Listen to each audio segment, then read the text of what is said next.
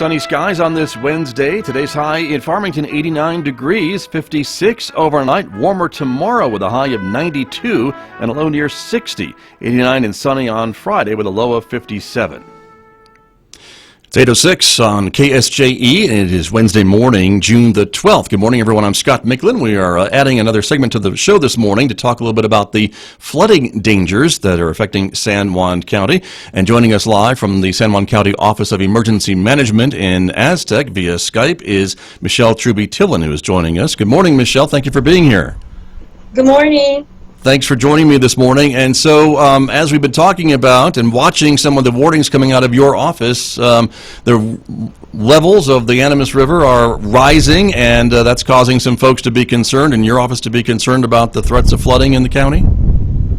Absolutely. It's the spring runoff. We haven't seen one in a while, and so we're seeing some high levels of water that people may not be familiar with. That's very true. And so, yesterday, your office issued kind of an update on Facebook about some of the rivers and the flows in both the San Juan and the Animas rivers, and I want to show folks what I'm talking about, and that is what we're showing right now. And so can you walk me through this a little bit? The San Juan River on Tuesday, was it flowing at 4730 cubic feet per second? Is that, of course, that's higher than normal, but those are with releases out of the Navajo Lake, correct?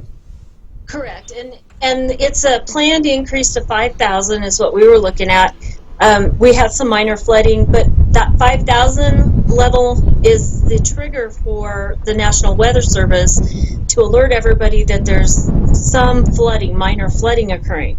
So it's kind of a catch-22. It's a planned release, right? But yet it creates that kind of panicky alert from the Weather Service. Automatically, so, yeah.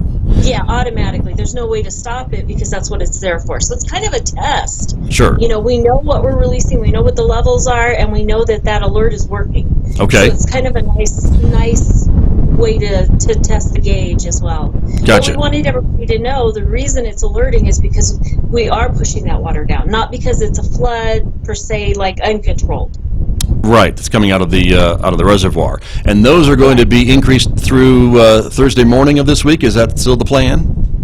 Well, it's a variable plan based on what the Animas is doing. We don't want to cause too much overflow downstream. So if the Animas picks up, they'll back off of the reservoir to adjust for that. Right now, they're looking at what they're releasing is exactly what's not flowing, so it's a balance. Gotcha. Right now. So they're trying to keep the Animas past the confluence in Farmington and the San Juan at the same level. Right, and that's the concern of folks who live beyond the confluence, folks in the Kirtland, water flow, Shiprock areas, and beyond, correct? And that's what they're watching as well, those levels?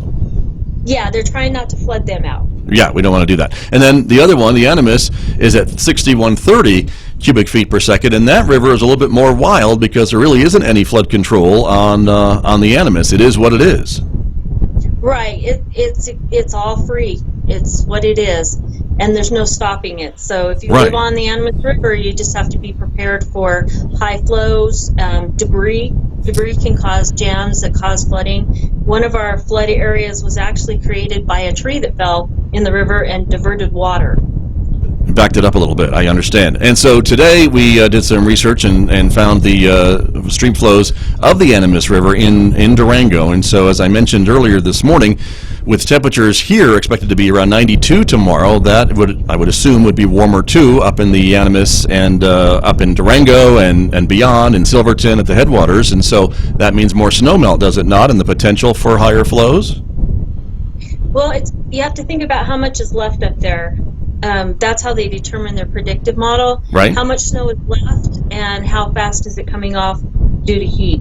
If you look at the Durango flows, it's showing, even in the predictive models, it's showing it down. It shows that its peak for the season pretty much was on the 9th, the early morning of the 9th, which makes that our day was that evening. So if you look at Durango and you look at the Aztec stream gauge below Aztec, they're almost completely opposite on how their flows go. So if we're looking at those two gauges, right now we're down from where we were on the 9th, There's a possibility that we could go up to where we were on the 9th. They're not predicting that it's going to go above now. They've adjusted their predictions. But, it's free-flowing. You don't know what could happen. Keep an eye on it, everybody, is what it sounds like you're telling us. And that flow on the 9th was, just for folks who aren't watching us on video, is above 7,000 CFS, and that's what we're talking about, right?